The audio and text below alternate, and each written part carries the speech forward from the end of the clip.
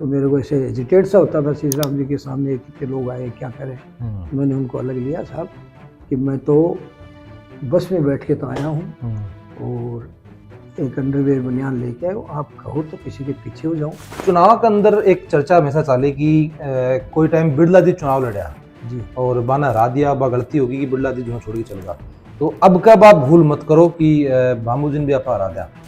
लेकिन 5-6 दिन श्री राम जी ओला ने मेरे को कभी अरडावता कभी सर्किट हाउस ऐसे घुमाया, तो देखो मेरे थोड़ा स्वाभिमान जा गया कि यार अपने ओला साहब को कुछ दिया ही है, लिया तो कुछ नहीं, अरे ये छोटी सी टिकट मांगी है, कोई बात नहीं।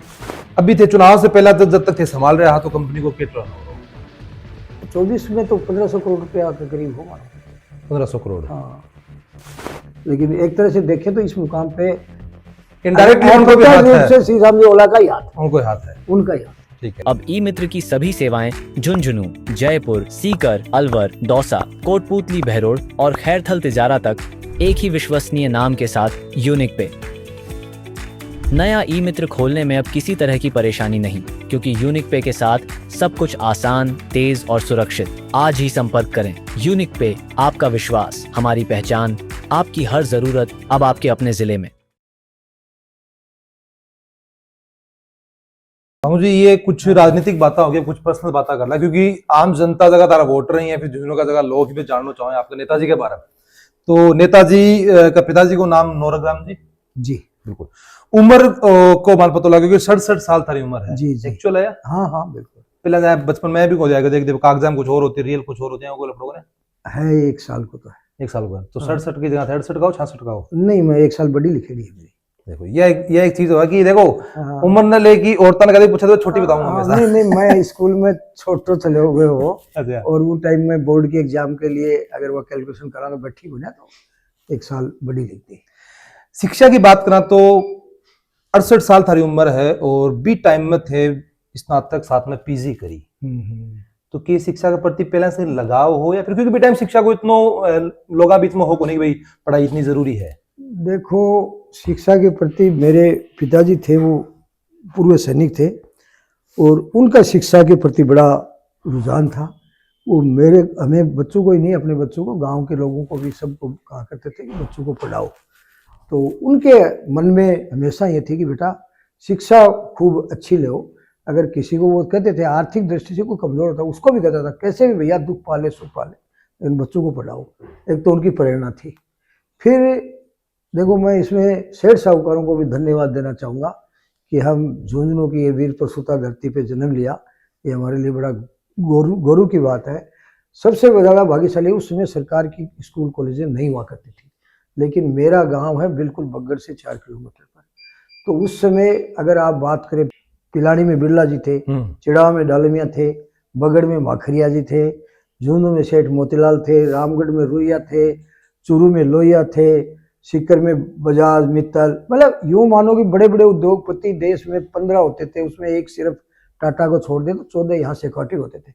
इनका मैं धन्यवाद देता हूँ कि इन्होंने हर शहर में सरकारी की बजाय अपनी प्राइवेट शिक्षण संस्थाएं खोली। उसके कारण हमें आगे पढ़ने में और कोई दिक्कत नहीं आई। और बड़ा मुझे चुनाव के अंदर एक चर्चा हमेशा चाले कि कोई टाइम बिरला जी चुनाव लड़ा जी और बाना हरा दिया, बा गलती होगी कि बिरला जी जो छोड़ के चल गया, तो अब कब आप भूल मत करो कि भामुजिन भी आप हरा दिया। तो अगर चुनाव हार जाता तो क्या लागत झुंझुनू छोड़ के और बिजनेस स्टेब्लिश करता है? नहीं नहीं, ऐसा कुछ नहीं। देखो, मैं पार्टी का एक समर्पित कार्यकर्ता हूँ और पार्टी ने मेरे को टिकट दे दी, मैं प्रत्याशी बनाया, मैं उसके लिए पार्टी का आभारी हूँ।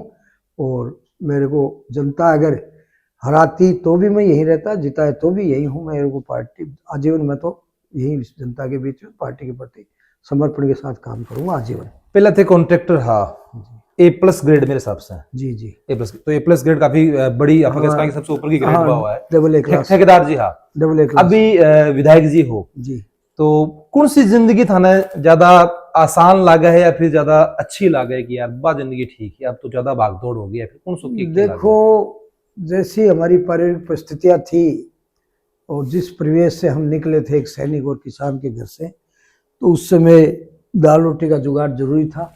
तो उस समय एक समय था कि धंधे को आगे बढ़ाए और उसको कोशिश की, उसमें हम कामयाब भी हुए। तो धंधा दाल रोटी के हिसाब से ठीक ठाक हो गया।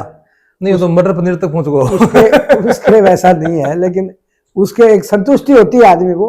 कई आदमी तो क्या है कि अब जैसे अगर बड़े बड़े उद्योग घराने उनसे करें तो आज वो कई गुना उनके पास लाखों करोड़ों मिलियन डॉलर है, लेकिन फिर भी उसी में ज़्यादा मन है।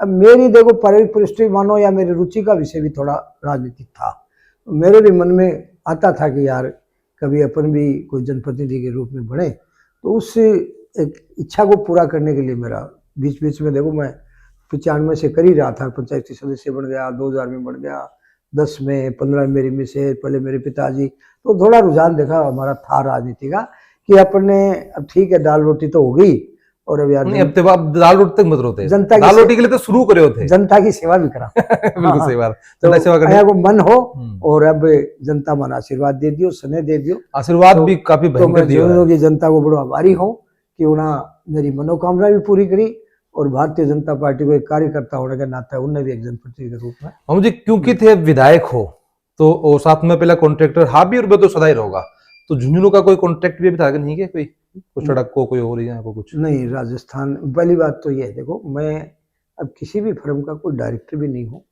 नहीं मेरा कोई तरह का कोई टोल है, सब मेरे को बिल्कुल, मैं पूरी तरह से पॉलिटिकली एक तरह से जनप्रतिनिधि के रूप में काम कर रहा हूँ और भारतीय जनता पार्टी के लिए समर्पित हूँ।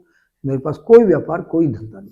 नहीं, आपने जहाँ थे भी कोई ने दियो होगो था, जहाँ बच्चा ने दियो होगो, तो नहीं, बन को तो अभी कोई बच्चा- झुंझुनू के अंदर है कि नहीं कोई नहीं है झुंझुनू में, कोई काम नहीं। झुंझुनू छोड़ तो राजस्थान में नहीं है राजस्थान में कौन है? ना, राजस्थान के 12 ही है जो है, जो वो भी बच्चों का, मेरा तो है ही नहीं कहीं, बच्चे भी बाहर काम कर रहे हैं। अभी थे चुनाव से पहले तो जब तक थे संभाल रहे तो कंपनी को क्या टर्नओवर हो? कंपनी को टाइम तो हो कोई चुनाव से पहले 23 में तो 24 में तो 1500 करोड़ रुपया के करीब हो मानो। 1500 करोड़। हाँ, अभी एक साल में जहाँ थे राजनीति का नहीं आगा तो कुछ कम हुआ है फिर ज्यादा? नहीं नहीं नहीं, वो तो कुछ बढ़ रही है, कोई ज्यादा ऐसा कुछ नहीं, कम नहीं है। ठीक है। अभी राजनीति की शुरुआत कहीं हुई था रही कठे से, कौन सा दिन था नया लगे जब हम राजनीति करनी चाहिए? किन थे गुरु मानो राजनीति को?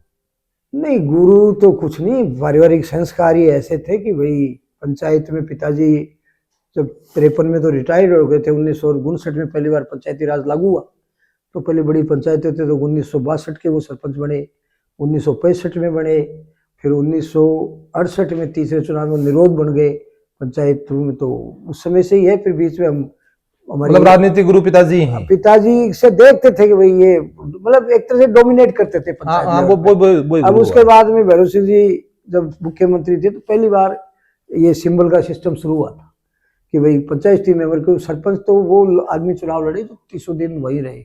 अब मैं थोड़ा बाहर रहता था तो मैंने एक तरह से कांग्रेस से टिकट मांगी थी 1995 में, अच्छा, पंचायत सदस्य की। हम्म। तो वो शीशराम जी का उस समय दबदबा था, उन्होंने मेरे को टिकट नहीं दी, मैं निर्दलीय चुनाव लड़ा, उसमें मैं विजयी रहा।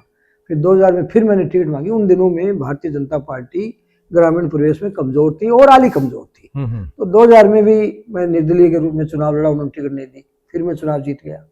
फिर उसके बाद में निर्दलीय दोबारा भी 5 से 10 में हमारी रिजर्व आ गई, फिर 10 से 15 में महिला सीट थी, तो मैंने मेरी मिसेज की टिकट मांगी। देखो इच्छा भी थी कि मिसेज चुनाव लड़े तो प्रधान की महिला सीट, हम कोशिश करेंगे प्रधान बने जी। लेकिन शीशराम जी ओला साहब ने उस समय भी मैं टिकट मांगी थी मेरी श्री धर्मपत्नी की, और उन्होंने टिकट दे दी, मेरे को दे दी, तो मैंने बेमन से चुनाव लड़ा, मैं फिर चुनाव जीत गया तीसरी बार। अच्छा, बेमन से चुनाव लड़ते हुए जीत गए। फिर उस समय कांग्रेस का दबा था, सारे जिले में कांग्रेस की लहर थी, शीशराम जी के सारे प्रधान जिला प्रमुख चुने गए। वो प्रधान का चुनाव दूसरे दिन होता है, तो दूसरे दिन होता है। उस समय चिड़ाव पंचायत में ये स्थिति थी कि 19 वार्ड हुआ करते, उसमें 17 तो कांग्रेस के जीते थे मेरे सहित, और एक निर्दलीय था, एक बीजेपी का। तो मैंने फिर वो प्रधान में मैंने निवेदन किया शीशराम जी से कि मेरे को प्रधान की टिकट तो दो, मैं 3 बार का पंचायत मेंबर हूँ। तो भाई दबे उन्होंने वो टिकट भी मेरे को नहीं दी ना। तो फिर मैंने साहब निर्दलीय प्रधान का चुनाव लड़ दिया। तो ये ओला जी से टी सफा बोल्स का या मतलब शुरू की क्या, वैसे तो अगर दूसरे शब्दों में कहूँ, मैं 1995 में जब उनसे टिकट मांगने गया था तो मेरे साथ कई लोग थे और वो जोर जोर से बोल रहे थे, कोई कह रहा था कुछ, लेकिन मैंने शीशराम जी को बहुत मान सम्मान करता था, और मैं उस समय छोटा था उम्र में, तो मेरे को ऐसे एजिटेट सा होता था शीशराम जी के सामने, कितने लोग आए क्या करें। मैंने उनको अलग लिया साहब कि मैं तो बस में बैठ के तो आया हूँ हम्म, और एक अंडरवेयर बनियान लेके आए। आप कहो तो किसी के पीछे हो जाऊं, आप कहो तो मैं रुक जाऊं, आप कहो तो मेरे को चुनाव लड़ा दो, लेकिन 5-6 दिन शीशराम जी ओला ने मेरे को कभी अडावता, कभी सर्किट हाउस ऐसे घुमाया। तो देखो मेरे थोड़ा स्वाभिमान जा गया कि यार अपने ओला साहब को कुछ दिया ही है, लिया तो कुछ नहीं, और एक ये छोटी सी टिकट मांगी है तो कोई बात नहीं, निर्दलीय चुनाव लड़ लेंगे। तो मैंने निर्दलीय लड़ लिया। तो ये देखिए तो वैसे देखे तो अगर उस दिन शीशराम जी मेरे को ये कह दे कि नहीं आपके लायक काम नहीं है, तो मैं शायद आज तक कुछ भी नहीं करता, या मेरे को दूसरे का नाम बता दे तो मैं उसके पीछे हो जाता। मैं उस समय शीशराम जी में बहुत श्रद्धा रखते थे कि वो कह देते तो वो ये मानते थे भगवान ने कहा है। तो हमारी कोई हिम्मत नहीं थी कि उनकी कोई बात को हम डिसओबे करें या मना करें। लेकिन एक तरह से देखें तो इस मुकाम पे इनडायरेक्टली उनको भी हाथ है, शीशराम जी ओला का ही हाथ, उनको हाथ है, उनका ही हाथ। ठीक है। फिर तो जो चुनाव लड़ रहे थे 18 को, 23 को, 24 को, तो भी टाइम ये चीज़ दिमाग में चलती ही कि अब तो हराऊं यदि बात बढ़ा। हाँ मेरे था भाई ये तरह। एक दिन मेरे को मतलब विजेंद्र जी ने, शीशराम जी ने, कि माने पूर्व विधायक बनाना या मन विधायक पॉलिटिकल लेवल पे मेरे को कभी उन्होंने तवज्जो नहीं दी। तो मेरे मन में एक दिन कसक थी कि मैं राष्ट्रीय पार्टी से चुनाव लड़ूं। देखो निर्दलीय तो कभी कोई लड़ ले, लेकिन अब राष्ट्रीय पार्टी की जहाँ तक राजस्थान में बात आती है तो कांग्रेस और बीजेपी है। तो मेरे मन में ये था किसी दिन अगर मौका लगे तो मैं विजेंद्र जी के सामने राष्ट्रीय पार्टी के टिकट से चुनाव लड़ूं, ये मेरी इच्छा थी।